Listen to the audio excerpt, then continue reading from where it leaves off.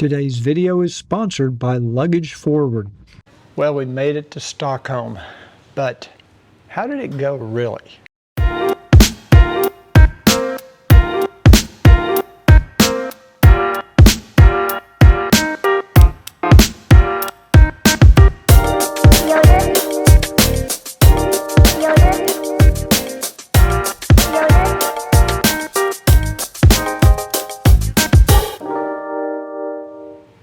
Hey cruisers, Chris Dickman here, President, CruiseReport.com. We are in Stockholm, Sweden, where later today we'll be boarding the brand new Viking Mars. And I had made some videos talking about the airline situation. I'm very happy to tell you we didn't have one single problem with Iceland Air or JetBlue. In fact, it went extremely smooth. All of our flights were on time.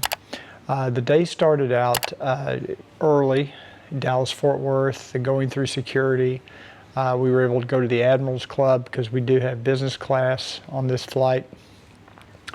A very small Admirals Club in the E terminal there at DFW. We'd never been to that one. After we got on our JetBlue flight, which first time we flew JetBlue, we able to get some good exit row seats, had plenty of leg room. Actually pretty nice flight.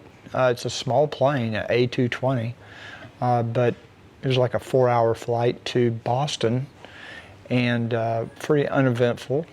They actually had an entertainment system. They handed out, snacks and drinks and good service.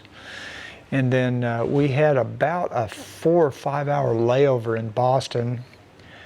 We are booked on Iceland Air to come from Boston first to Reykjavik, and then we had to connect in Reykjavik to get to Stockholm.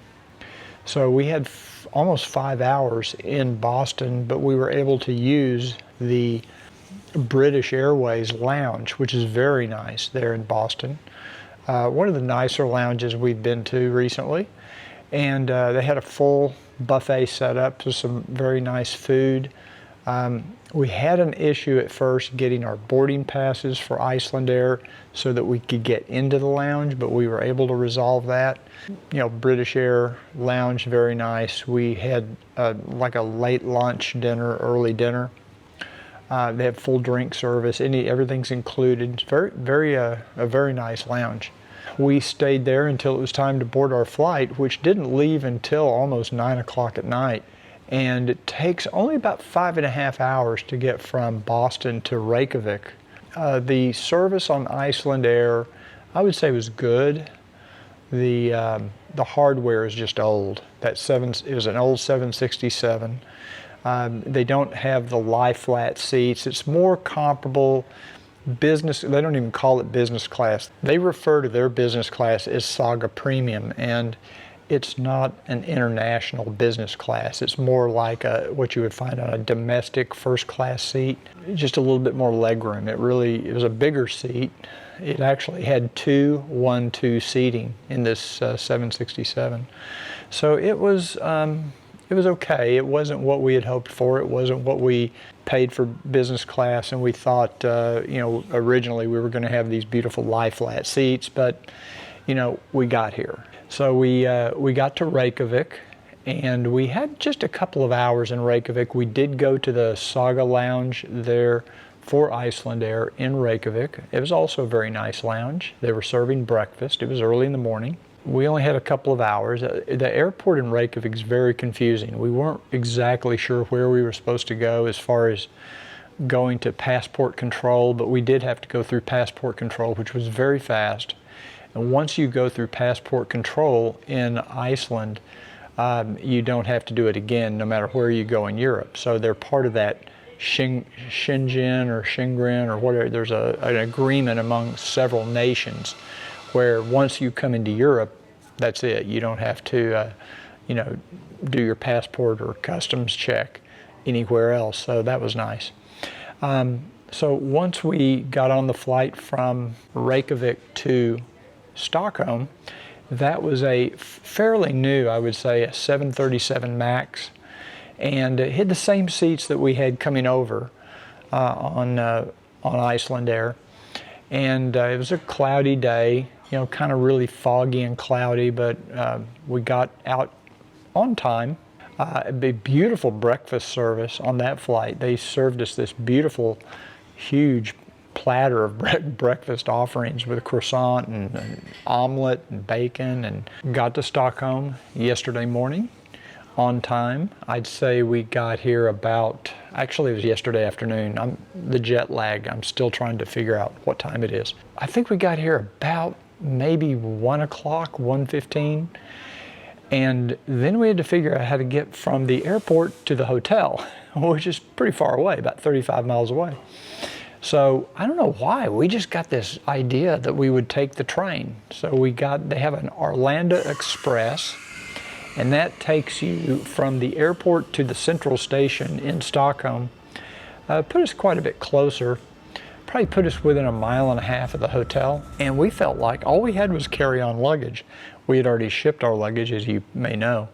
So we felt like we'll just walk. We could walk 1.5 miles. We all have just our little rollerboards. And that was quite an adventure. It took us probably an hour to 1 hour and 15 minutes just to walk 1.5 miles, because it was cobblestone streets, and we had to go up huge flights of stairs, and then down flights of stairs, and then over gravel because there was construction, and we were using Apple Maps to guide us, to get from the central station to our hotel. And we would stop every now and then, take pictures, of the city, because it's a pretty walk. I mean, there's a lot of nice, interesting things to see along the way. But man, I tell you, it was quite an adventure getting from the central station in Stockholm here to the hotel arrival, which is where we are now, where I am this morning. And we arrived at the hotel about 2:30 probably. Beautiful hotel. And I want to thank Hotel Arrival for inviting us to spend the night last night. We checked into our room. The room's very large, very nice.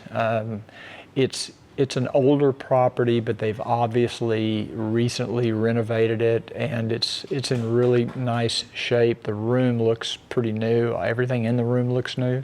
Bathroom looks brand new. So it's we're very pleased with the property. We had a very nice dinner last night downstairs at Taverna, which is their restaurant here in the hotel. We're going to be going to their buffet breakfast this morning. It's just upstairs. I'm not sure the name of the breakfast restaurant, but it looks really nice.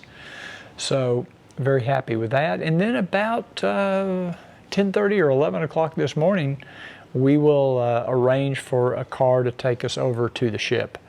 And can't wait to embark and get on Viking Mars and tell you all about it. So that was the adventure, getting from Dallas-Fort Worth to Stockholm. It was much less stressful. The stress was leading up to the trip, worrying about the flights. But once we got to the airport, everything worked out, and I'd say we're excited for a nice trip now. So anyway, thanks for joining me today. Don't forget you can support the channel by clicking that subscribe button, and I will be doing other videos from the ship.